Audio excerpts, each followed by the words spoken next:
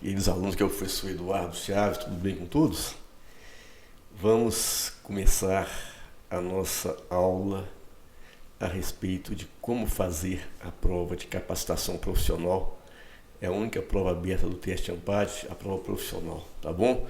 Eu vou utilizar a última prova para ensinar a vocês como fazer uma prova de maneira a você ter muita chance de obter excelentes resultados, tá? Então, antes de continuarmos, curta o vídeo, compartilhe o vídeo, se inscreva no canal e ative o sininho para receber as novidades, tá? E conheça o nosso curso para o teste ANPAD online, versão acadêmica profissional completa em PDF mais vídeos, o curso mais atualizado e mais vendido do Brasil, disponível em nosso portal curso Eduardo Chaves, tá? .maestros.com, aqui, ó. Deixa eu colocar aqui. Curso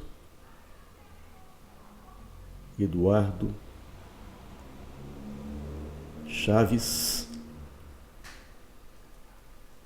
.maestros.com,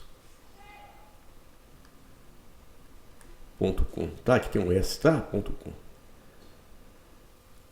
Beleza, então.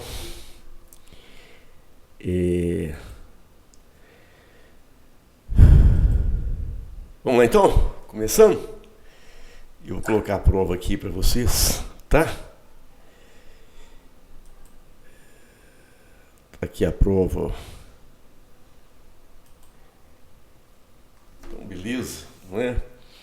Então, eu vou passar aqui 3 dicas fundamentais, tá bom? Antes de colocar as dicas aqui, ó. Ou seria melhor colocar aqui no início, aqui, ó. Então, primeira dica aqui, ó. Importantíssimo, hein? Você vai ler as perguntas, tá? Antes de ler o texto, tá? Agora é uma atividade para casa. Treinar digitação. Porque você tem que digitar, né, as questões, se ficar errando demais, né, é ruim, né? E na prova, ser objetivo, tá? Não ficar enchendo linguiça, tá bom? Então vamos começar. Vamos então ler as perguntas. Cadê as perguntas aqui? Cadê as perguntas?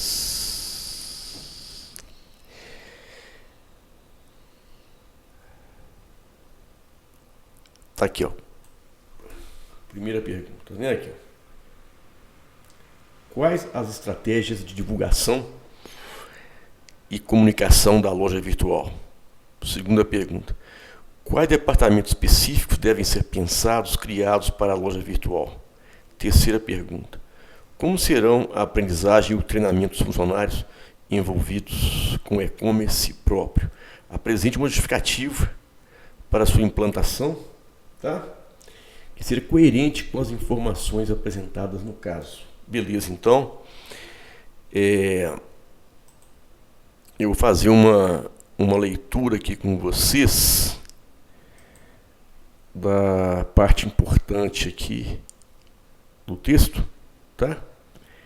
E a parte que não é importante eu vou falar e não vou ler, não, tá? Então vamos lá, parte inicial aqui, ó. A empresa de sapatos Voa a Pé, tradicional, em Franca, especialista em calçados feitos à mão, né? Iniciou suas atividades em janeiro de 1975, tem muitos anos. Desde 1990, né, ela vem disponibilizando seus produtos para venda em sites renomados, além da venda em loco em sua cidade sede. Com o aceite da sua ideia de produto e de qualidade de suas mercadorias, deseja também desenvolver a venda online por site próprio. Então ela quer passar a atuar também em vendas online por site próprio, um portal próprio, um website próprio. O comércio eletrônico, o e-commerce, é uma realidade e a pandemia contribuiu para o seu crescimento. O fato é que em 2021, o faturamento do e-commerce brasileiro teve alta de quase 50%. enquanto as vendas desse modo cresceram, aqui deve ser as vendas em termos de número de produtos, né? Quase 36%.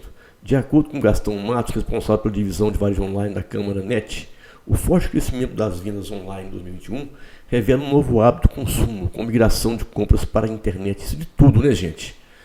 Sapatos, livros, não é? O varejo em geral, não é? No ano passado, não tivemos períodos críticos de confinamento e quarentena. Está falando no ano passado,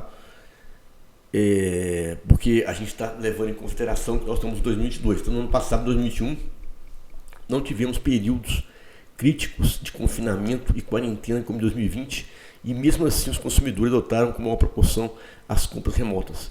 Em novembro de 2021, o e-commerce representou de quase 18% das vendas varejistas, um recorde no histórico observado desde janeiro de 2018, quando a penetração era de apenas 4,7% nesse mesmo mês. As compras realizadas pelo e-commerce no segmento para tecidos, vestuário e calçados foi de 10,2%. Em 2020, o faturamento do e-commerce havia crescido 41%, com mais de 194 milhões de pedidos feitos. Um grande crescimento, né, gente? Agora aqui, ó, esses dados corroboraram que o e-commerce, além de uma realidade, ainda pode evoluir muito, né? Ainda mais com 5G aí, né, gente? Marcelo Psanay, diretor do e-commerce da Ebit Nielsen, considera que as pessoas se deram conta de que há outras opções de compra, por vezes mais acessíveis e cômodas, né? É claro que as pessoas foram quase que obrigadas, né, a se adaptar rapidamente a todo tipo de atividade comercial online, porque ficaram aí em casa, né, em 2020, com a pandemia, né, e uma parte também em 2021. Então foi um processo forçado, quase, né? Para você ter uma ideia, Bruno Rodrigues observa que em 2022, de acordo com o relatório tal, em média cada brasileiro acessou cerca de 8 vezes sites de e-commerce no mês. Cada acesso, por sua vez, pode ter a visualização de muitas páginas, né? Os canais preferidos para chegar à loja são direto, é quando o internauta vai direto naquele site que ele quer, né? Busca orgânica, 27,2%, né? Quando ele vai digitar no buscador do Google, né? É sobre um determinado serviço ou empresa e cai na opção de entrar no site de determinadas empresas, né? E busca paga, os links patrocinados, né? No Google, a gente chama hoje de Google Ads, né? Google Ads. Tá bom? Então aqui nós temos aqui a participação, né, de como que as buscas são feitas direta, busca orgânica lá, direto 46%, direto orgânica 27%, busca paga, né? Agora social, aqui YouTube, né? Referências, display, rede display, né? Por e-mail marketing de outros aqui. Outros é zero, né? O e-commerce é uma realidade em crescimento, enquanto por sua vez a produção de calçados na região de Franca, setor que pertence à empresa de sapatos Voapé, está em processo de retomada após um momento impactante em 2017, quando, de acordo com dados do Sindifranca, encerrou o ano com 27 milhões de pares produzidos, ou seja, quase 11% a menos em comparação com 2016. Nos anos de 2020 e 2022, a exportação de calçados vem em uma crescente. Em 2021, houve uma boa recuperação nas exportações de calçados, o que se vem se confirmando em janeiro de 2022. Agora aqui, ele está entrando mais numa explicação dos números, né? Dessas chances de aumentar o faturamento, né? Ele está falando aqui sobre as questões numéricas, não é? da produção e faturamento de calçados, né? Então, tudo isso aqui, eu não vou ler não, mas tudo isso aqui está relacionado com números que estimulam, né, essa empresa de calçados Voapé, a entrar no comércio eletrônico, não é? Deixa eu ver o que mais aqui.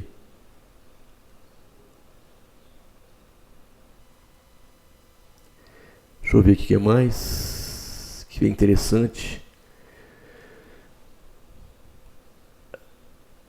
Aqui, ó, vamos ler a partir daqui para entrar no contexto. Em 2021, foi observado um crescimento ainda mais significativo em termos de valores de produção do que em pares, né? 25,2%. Assim, em termos de valores de produção, o crescimento observado no último ano foi suficiente para superar os valores pré-pandemia, faturamento, né? Para 2022, a previsão é a persistência de um crescimento mais expressivo em termos de valores de produção do que em pares. Né, um crescimento maior em faturamento do que em número de pares produzidos. Né? Assim, no cenário otimista, o valor da produção projetado é 14,7% maior em relação a 2021 e no pessimista ficaria ainda em 13,2% de aumento de faturamento. Né? Agora vem, né, os termos busca orgânica e busca paga, comum em negócios digitais, podem ser estranhos ao público leigo. Assim, considera-se oportuno conceituá-los. Os resultados das plataformas de sites de busca podem ser classificados em duas categorias, né? As que se originam de processo natural de seleção de sites, o que é definido pela busca orgânica, e o resultado pela busca paga, né? Os resultados da busca orgânica são derivados de análises que os buscadores fazem considerando a relevância dos sites e as palavras-chave de busca. Por sua vez, os resultados de busca paga são disponibilizados na página de resultados de busca a partir dos seguintes critérios: palavra-chave procurada, relevância, não é? E aspecto mais importante, que é o valor oferecido pelo anunciante pelo clique. Eu, de acordo com a minha experiência, né, porque eu sou um estudante de marketing digital, principalmente em Google Ads, né, deixa eu explicar para vocês algumas coisas que é importante para vocês me ajudarem, né, a entender a minha análise aqui e perceberem o que eu penso e poderão estar de acordo ou não, tá? Então, nós temos o Google Ads, vamos colocar aqui as principais possibilidades de marketing online. O Facebook, não é? O Instagram,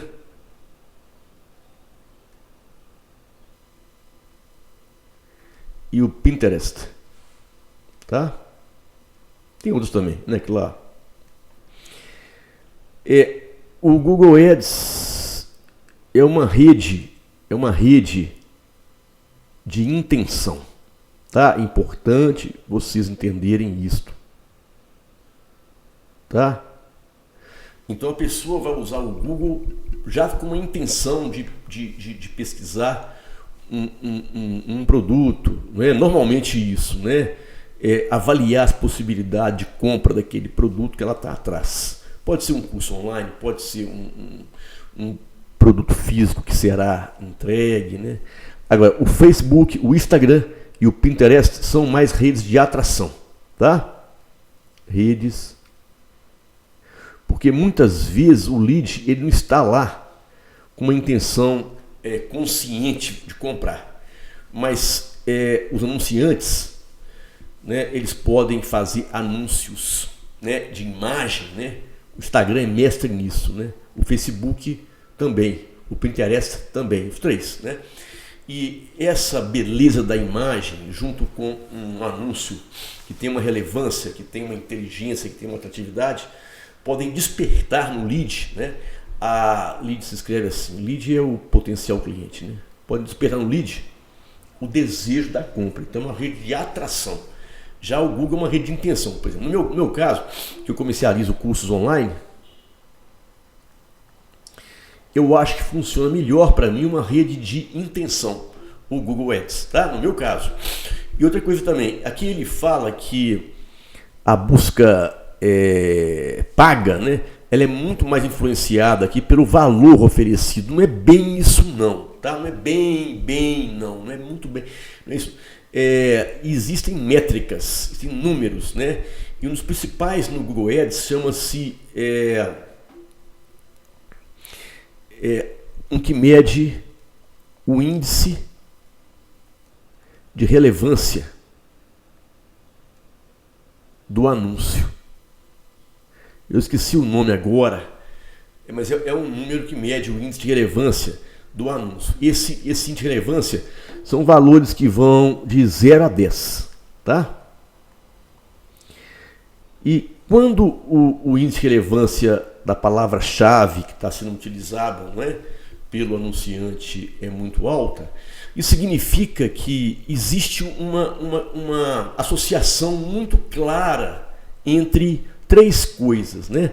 A palavra-chave em si, conversando muito bem com o anúncio, chamado de ANU, e conversando muito bem com o destino, que é o site.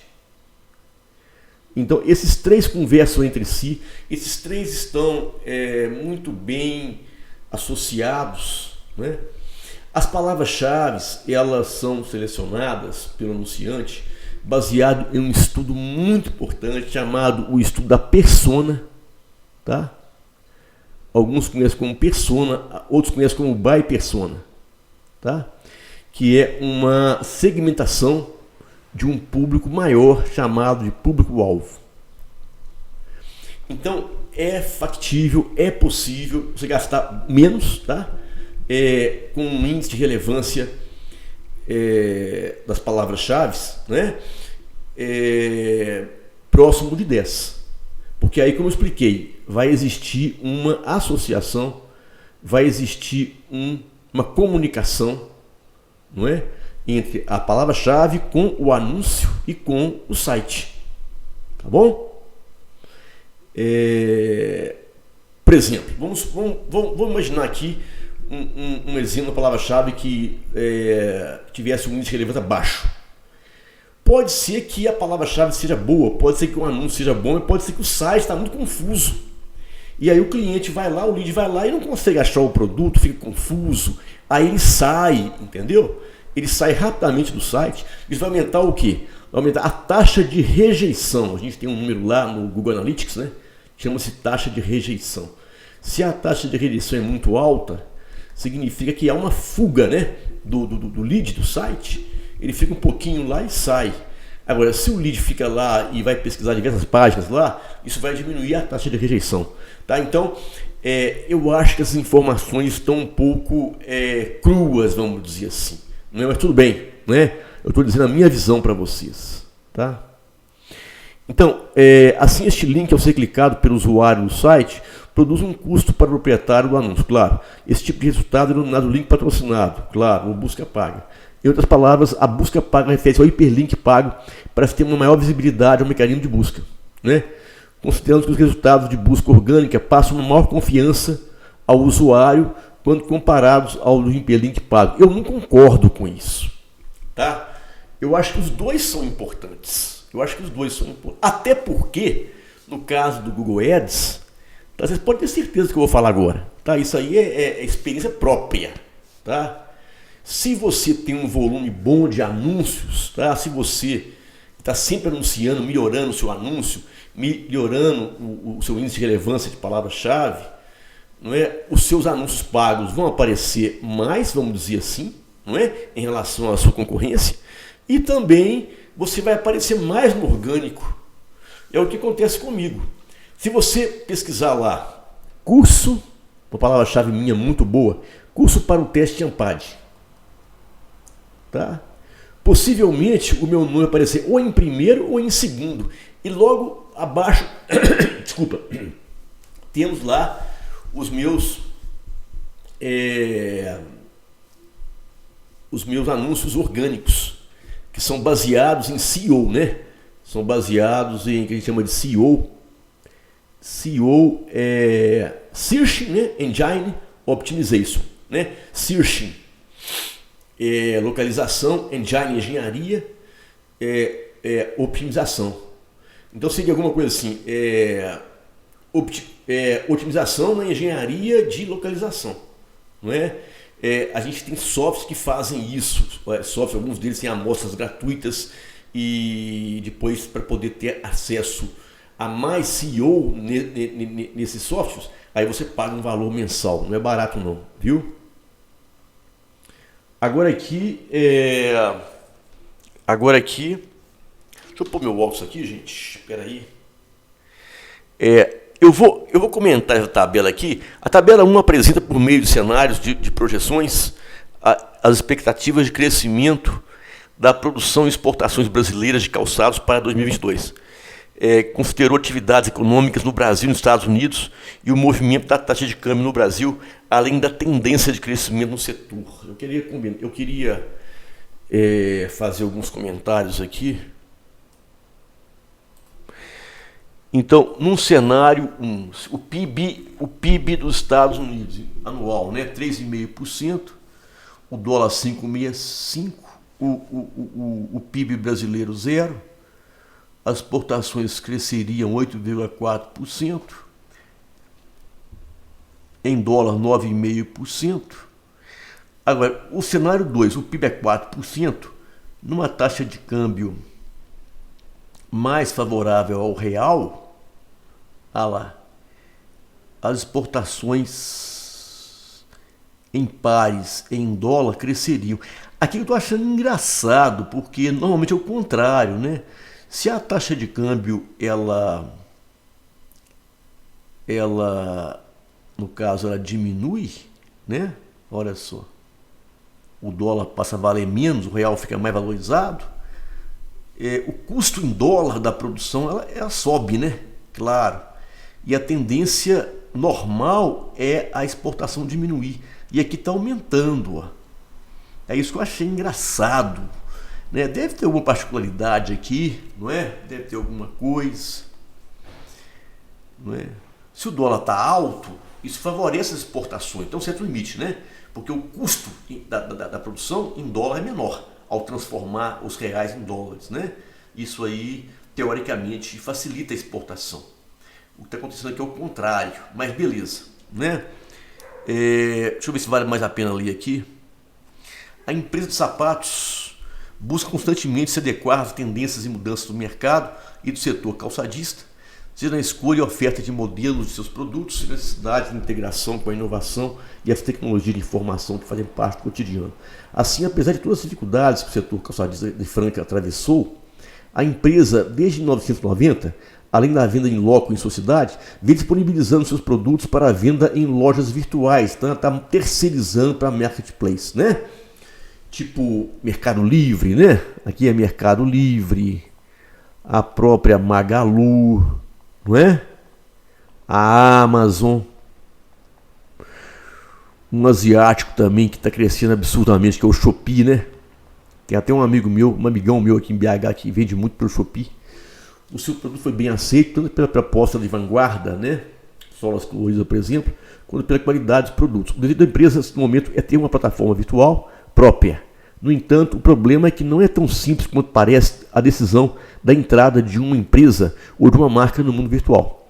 O sucesso da busca do seu produto no mundo virtual é confirmado pelos pedidos dos sites de vendas.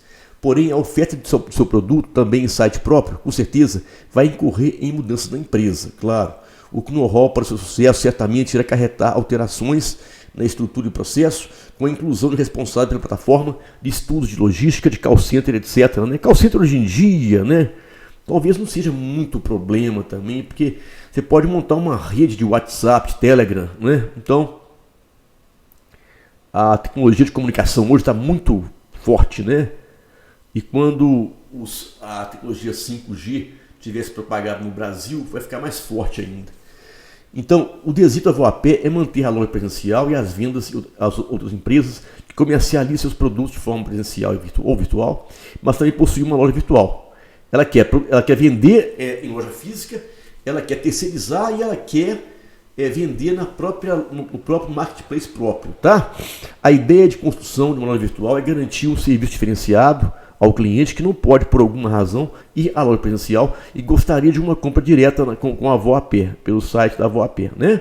Em outras palavras, ela pode comprar de sites, mas gostaria de comprar da própria empresa, uma vez que acredita que irá evitar problemas comuns, como atrasos, troca de produtos, por exemplo, modelo, cor, tamanho, e recebimentos de produtos avariados, ou seja, problemas básicos de gerenciamento de estoques, processo de faturamento e relatório de acompanhamento logística. Nesse contexto, a empresa precisa decidir por onde começar o desenvolvimento do seu e-commerce. A definição do objetivo do desenvolvimento do e-commerce da VoaP e, consequentemente, criação da loja virtual da VoaP é apresentada pelos proprietários aos gerentes da empresa. Gerente de pessoas, gerente de venda, a integração das pessoas, né?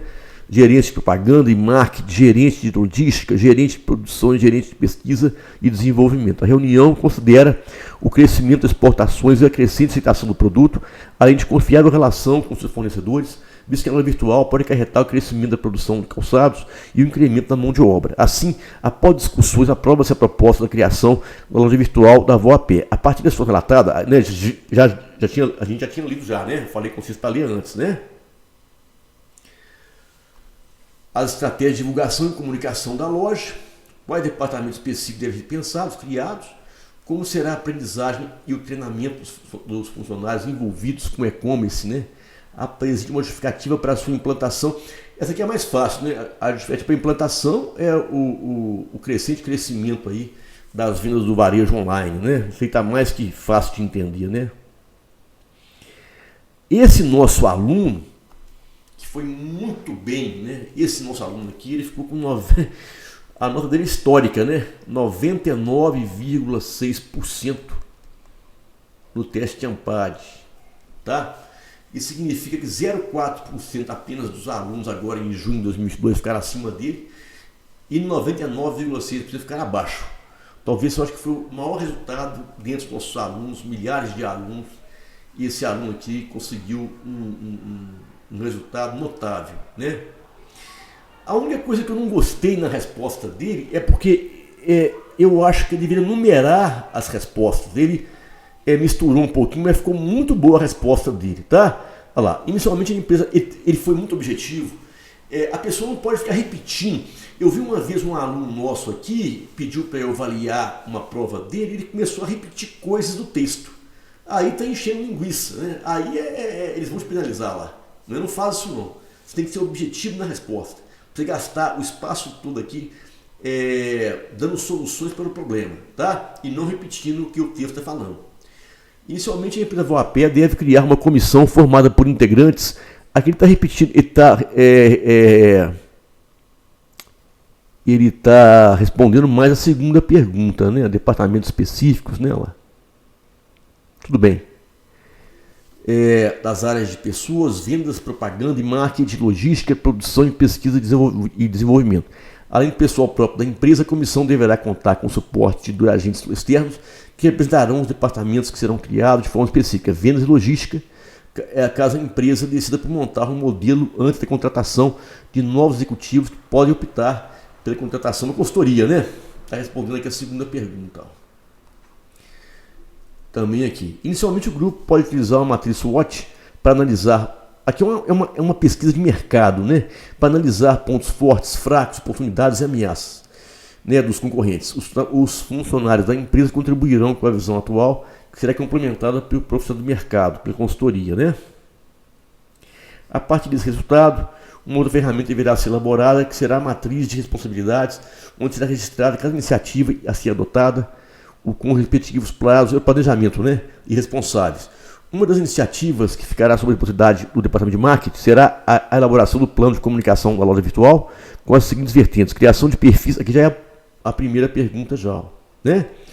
Criação de perfis da empresa VoaP nas diversas redes sociais, patrocínio de influenciadores digitais, vocês fazem muito isso, né? Pode contratar atletas, né, para poder representar a marca, né, e usar a marca, né, nas suas postagens, para uso e divulgação dos produtos da empresa e o investimento em marketing digital focado no público de interesse. A priorização da divulgação e a comunicação por meios digitais tem como propósito abarcar o público que está acostumado, né, a engajar com o consumo por meio do e-commerce, para acelerar o crescimento da nova plataforma de vendas, né, mais rapidamente, né, acelerar. É de suma importância a criação de 2 departamentos específicos para a loja virtual: vendas, para contar com pessoal especializado no meio digital, e logística, por apresentar dinâmica própria e diferente das lojas físicas. A elaboração do plano de aprendizagem contínua e treinamento dos funcionários deve constar de uma iniciativa própria sobre a responsabilidade do departamento pessoal. Apesar de ficar sob a responsabilidade da área de pessoal, é fundamental que a elaboração do plano conte com a participação interdisciplinar de todas as áreas envolvidas, né? Um trabalho de toda a empresa. Uma boa ferramenta para o registro e disseminação do conhecimento é a gestão por processos, com a diagramação de todos os processos envolvidos na venda eletrônica, não é? Essa segmentação, vamos dizer assim, de forma detalhada, devendo trazer o propósito de cada atividade, quem deve ser o responsável, como deve ser realizada a atividade, em que período de tempo. Essa documentação será apresentada e disponibilizada para os funcionários envolvidos, bem como servirão de insumo para os novos integrantes da equipe. Uma resposta muito boa, né? Muito completa, né? Ô, gente, gostaram então? Né? Então não se esqueçam, hein, daquelas dicas iniciais, não é? Leia as perguntas antes da prova, tá? Antes do texto. É importante, igual a gente recomenda no Enem, né? Seja objetivo, não fique enchendo linguiça e treine digitação para você ser mais rápido, né? E não perder tanto tempo na prova, nessa prova que é aberta, né? Aberta e online. Tá bom então, valeu, muito obrigado, tchau.